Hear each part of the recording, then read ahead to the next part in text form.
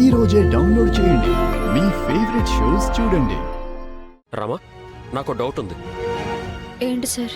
నీ దగ్గరున్న తామ్రపత్రాలు వాసుదేవ్ వాళ్ళు తీసుకెళ్లారు, అంతవరకు ఓకే. వాళ్ళ దగ్గర ఉన్నాయని నీకు వాళ్ళకి తప్ప ఇంకెవరికి తెలిసే అవకాశం లేదు కదా? అవును, అవకాశం లేదు. అలా తెలిసిన వాళ్లే నీ రూపంలో వెళ్లి ఆ తామ్రపత్రాలు కొట్టేశారు రామా. కానీ తెలిసే అవకాశమే లేదన్నప్పుడు ఎలా వెళ్తారు సార్? అదే తెలుసుకోవాలి రామా. వాళ్ళెవరు, ఎలా జరిగింది డీప్గా థింక్ చేస్తే ఖచ్చితంగా మూడో మనిషి దొరికిపోతారు.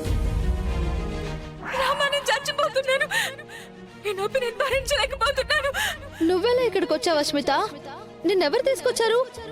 రామా, ఫస్ట్ నేను హాస్పిటల్కి తీసుకెళ్ళు రామా.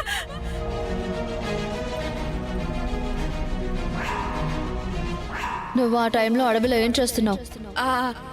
అదే బేబీకి మంచిదని వనమూలికలు వెతకడానికి వెళ్ళాను. సార్, అస్మిత. అస్మితానా? అవును సార్. ఆ రోజు వాళ్ళు నాన్నని చంపాలని చూసినప్పుడు అక్కడ అస్మిత కూడా ఉండే. 1-2 సార్లు వాసుదేవ్ విషయంలో అస్మిత ఇన్వాల్వ్ అయిందేమోనని నాకు అనుమానంగా ఉంది సార్. నా అనుమానమే నిజం అయితే ఈ తామ్రపత్రాల గురించి అస్మితకి తెలిసే ఉంటుంది సార్.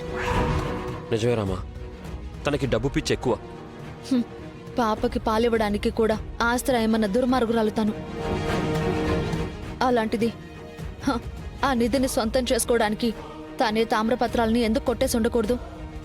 రామా, నువ్వు తామ్రపత్రాల గురించి ట్రై చేస్తున్న విషయం తనకు తెలుసు కదా?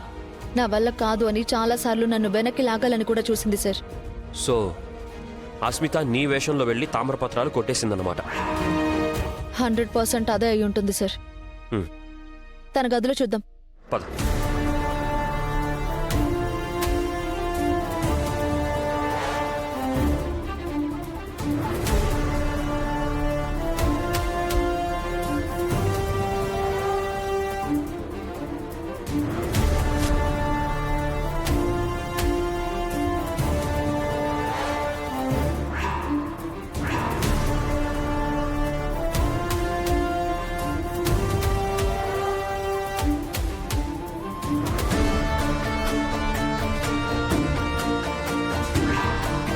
శౌర్య సార్,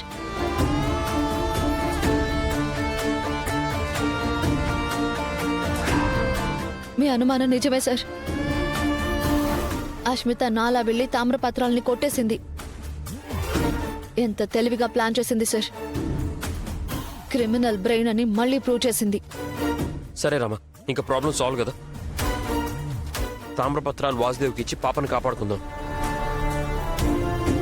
మనకు టెన్షన్ ఫ్రీ అయినట్టే. సార్, లేదు సార్. అస్మిత ఆ పని చేయదు. తన మెంటాలిటీ, తన క్యారెక్టర్ నాకు బాగా తెలుసు సార్. పక్కా కమర్షియల్. మొన్న పాప ఆకలితో అలమటిస్తుంది, ప్రాణాలు పోతాయన్నా కూడా తను పాలివ్వడానికి సిద్ధపడలేదు. అలాంటిది ఇప్పుడు పాప కోసం తామ్రపత్రాలు వదులుకుంటుందని నాకైతే అనిపించట్లేదు సార్. సరే రామా, ఇప్పుడు పాపను ఎలా కాపాడుకుంటాం?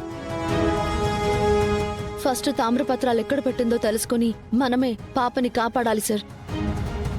తామ్రపత్రాలు ఎక్కడ దాచుంటుంది?